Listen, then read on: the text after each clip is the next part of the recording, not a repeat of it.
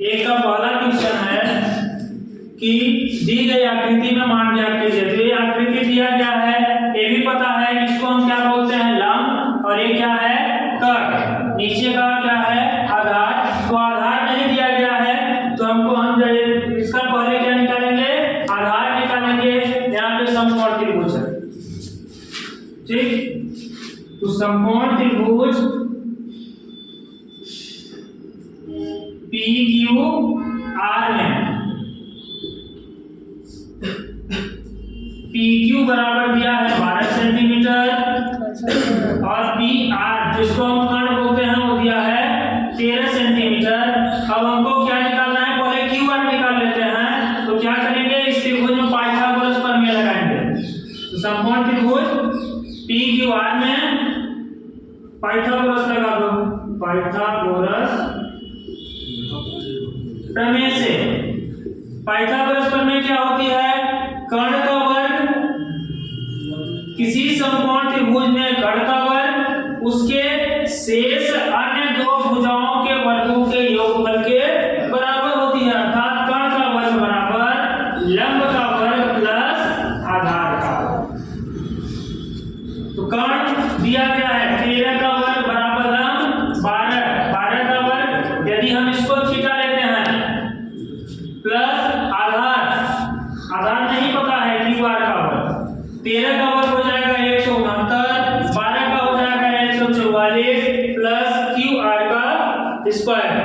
अब 169 ये प्लस में इधर आया तो माइनस में 144 बराबर QR का square.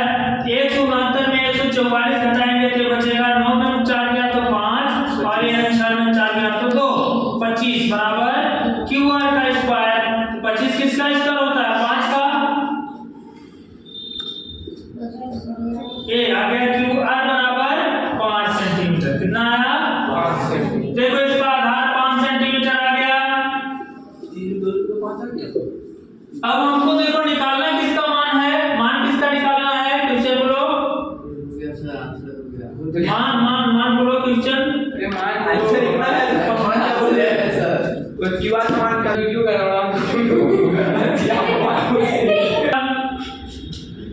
10p minus cot r।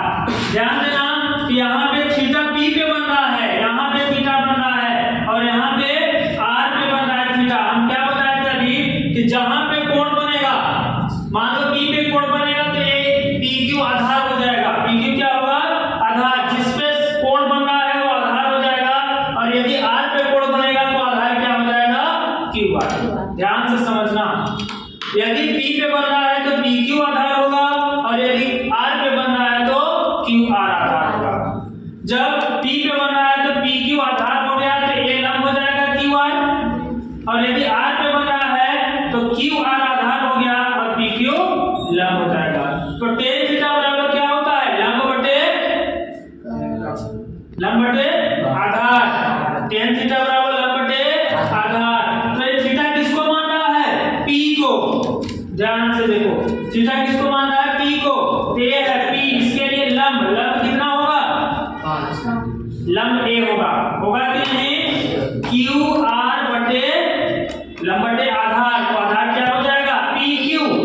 आधार क्या होगा, अब देखो R पे जाएंगे तो ये R यहाँ पे थीटा बन रहा है, cot थीटा बराबर क्या होता है, लंब इसका tan का उल्टा cot होता है, तो ये हो जाएगा आधार बटे लंब।